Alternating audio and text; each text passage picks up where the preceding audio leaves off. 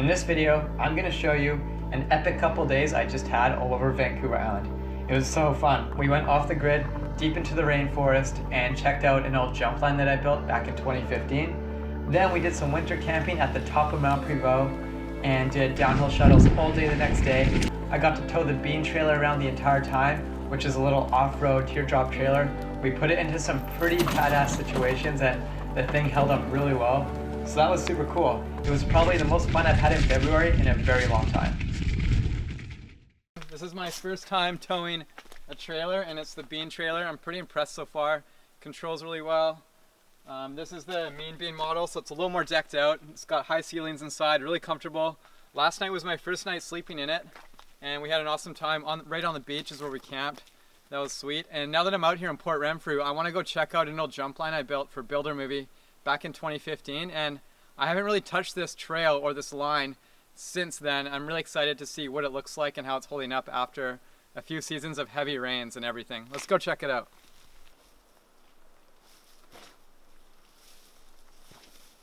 Here's the first step down. This was the first big thing that I had ridden in like 2 years at the time that I hit it. It's around a 20-foot gap, 12 feet down, so it's pretty big, and the trees are all pretty tight together here, so that's a little intimidating. You really have to nail your speed and your line. I'll run down to the landing to give it some scale.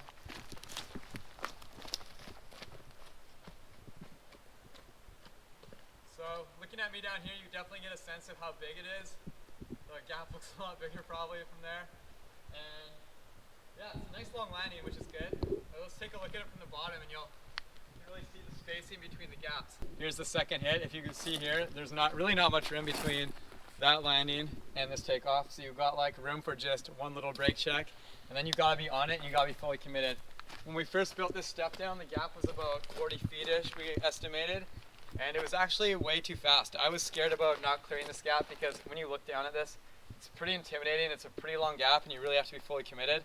But I was still like landing deep. It was a bit sketchy, and we pulled this pile of logs back about 10 feet. So it was originally down there. If you come and look up here, you see where the salal bush is there in that little flat spot. That was where the base of this takeoff used to be, and we pulled it back that much further. And then once we did that, the speed was perfect, but it made it that much scarier looking. I'll go back down to this landing and you can see it from up here to give some scale. It looks so big from there.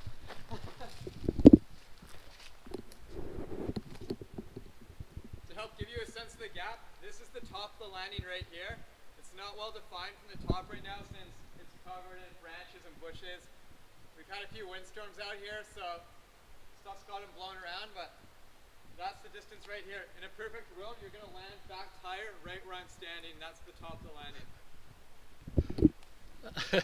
Here's the landing of that step down. It's pretty beat at the moment. There's been a few windstorms, so there's logs and random sticks kind of all over the place.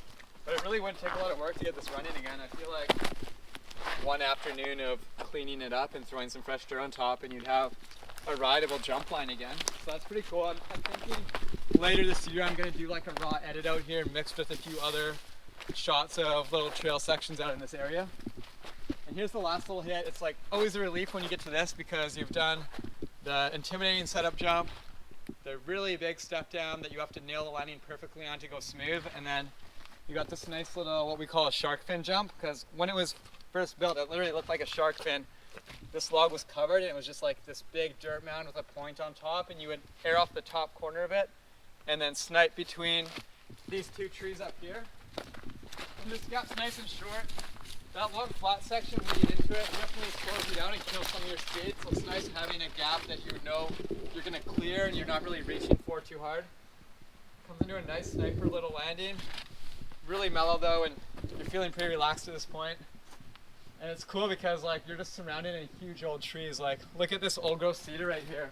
This thing has to be like at least 10 feet wide, and it splits into two trees halfway up. It's so insane. Here's the trail outhouse. It's a big old hollow tree that got hit by lightning a long time ago, and it's still holding up. There's still like chunks of it together. They're kind of caved in here. It's pretty cool. Here, take it. Okay. Yeah. Here's what it looks like from where I'm looking.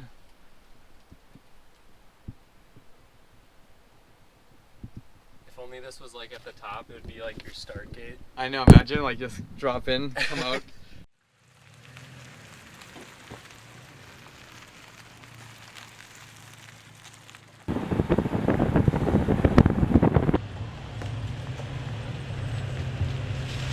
I'm back in civilization and I'm out here at Mount Prevost shuttling some roads with the bean trailer.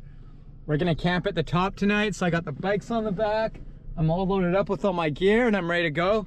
I'm pretty stoked so far on this trailer. The suspension's really good in it. They use individual suspension, so that really smooths things out. And I was a little nervous towing a trailer for the first time and taking it up roads like this, but it's holding up really well. So far I got nothing but good things to say about this trailer.